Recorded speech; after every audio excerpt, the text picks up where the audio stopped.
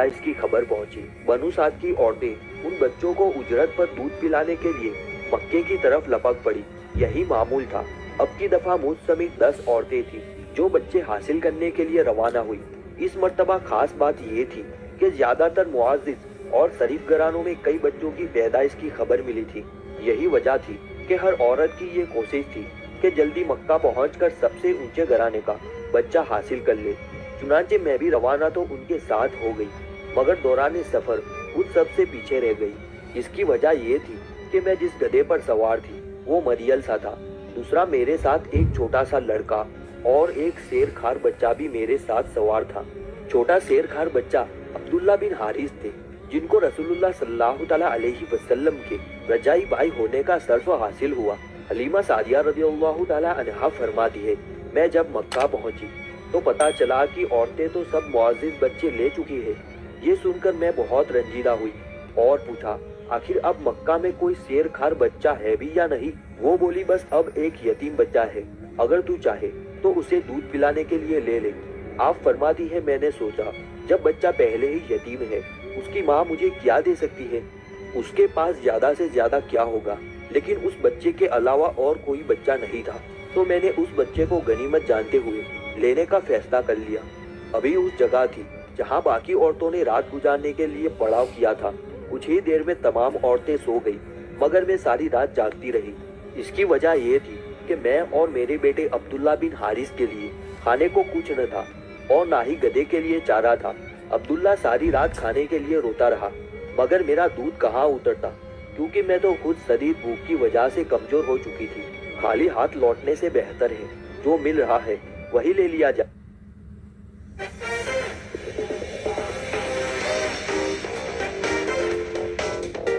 आखिर कुछ तो उसकी माँ जरूर देगी कि जिससे हम अपनी भूख मिटा सकेंगे। इस सोच में मैं उनके दरवाजे जा पहुंची। मुझे अंदर आने की इजाजत मिली तो सबसे पहले मैं बच्चे की माँ को देखकर हैरान रह गई। बेशक बच्चा यतीम था, मगर माँ का हसास बसास चेहरा कुछ और ही कह रहा था। वो मेरे साथ बड़े उम्दा अंदाज में पेश आई और मुझे जो उजरत दी थी वो मेरी उम्मीद से बहुत ज्यादा थी। मैंने देखा कि वो आमिना के लाल एक ऊनी कपड़े में लिपटे हुए थे जो दूध से ज्यादा सफेद थे और उनसे कस्तूरी की खुशबू आ रही थी। आपके नीचे एक सब्ज रेशमी कपड़ा था और आप पीठ के बल लेटे हुए थे, सांसें ले रहे थे। मैंने आप सल्लल्लाहु तआला अलैहि वसल्लम के चेहरे को देखा। मुझे हुस्न जमाल नजर आया तो डर गई, कहीं आप जाग ना जाए। मैं कुछ और करीब हुई और अपना हाथ आप सल्लल्लाहु तआला अलैहि वसल्लम के मुबारक सीना पर रख दिया।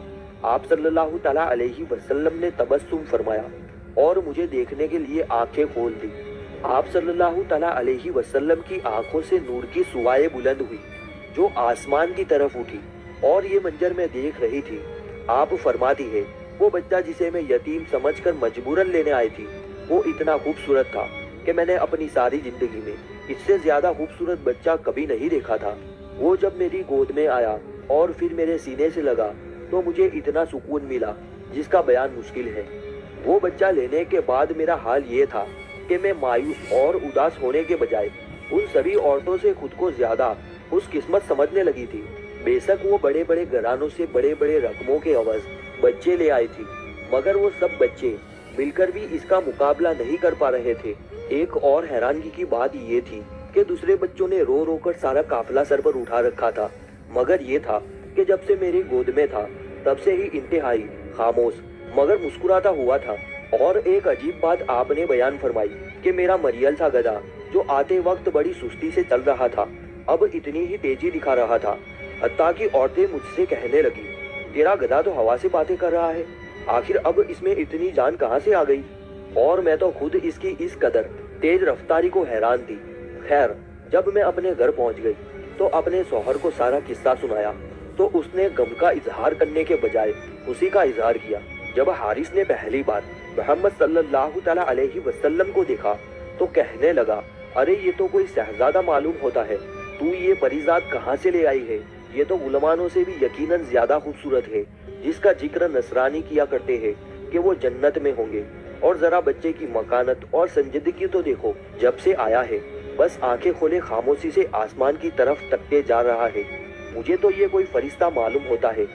आप फरमाती है, کہ میں نے جب حارث کو اس کا نام اور اس کے خاندان سے متعلق بتایا تو وہ بولا، وہ خاندان تو قریش میں سب سے زیادہ شریف اور معزز خاندان ہے۔ افسوس ہے کہ اس بچے کا باپ عبداللہ وطن سے دور اہم جوانی میں فوت ہو گیا تھا، لیکن مجھے یقین ہے اس کا یہ بیٹا جس کی ولادت وہ اپنی آنکھوں سے نہ دیکھ سکا، بڑا ہو کر بڑا ہی خوش نصیب اور صاحب اقبال ہوگا، جس کے آثار ابھی سے اس کے چہرے سے آیا ہے۔ حلیمہ سعدیہ رضی اللہ تعالی عنہا فرماتی ہے کہ جس روز سے یہ بچہ ہمارے گھر آیا ہے اس روز سے میرے گھر کا کوئی بستر یا کپڑا اس کے بون و براز سے خراب ہونا تو دور، اس کا کوئی نشان تک کپڑوں پر نہ آیا۔ وہ بکریاں جو پہلے کم دودھ دیتی تھی، اچانک انہوں نے اتنا دودھ دینا شروع کر دیا کہ وہ کسی معجزے سے کم نہ تھا۔ حلیمہ سعدیہ رضی اللہ تعالی عنہا کے گھر ایسی لہریں بہریں ہو گئی کہ دوسری عورتوں کو افسوس ہونے لگا کہ یہ بچہ ہم کیوں نہ لے کر آئے۔ دوستو، رسول کریم صلی اللہ تعالی علیہ وسلم کی پیدائش پر اور آپ کے زمانہ رضاعت کے دوران اس قدر تواتر سے کرشمے رونما ہوئے کہ سب کو بیان کرنا محال ہے، مگر ہم اتنا ضرور کر سکتے ہیں کہ جتنا ممکن ہے ان کی رحمتوں اور برکتوں کو بیان کرتے ہیں اور درود اور سلام کے ذریعے ان کی بارگاہ میں حاضر رہے۔ اللہ تعالیٰ سے یہ دعا ہے کہ ہمیں ان سے سچی محبت کرنے کی توفیق عطا فرمائے۔ اللہ تعالیٰ ہمیں ان کے بتائے گئے راستے پر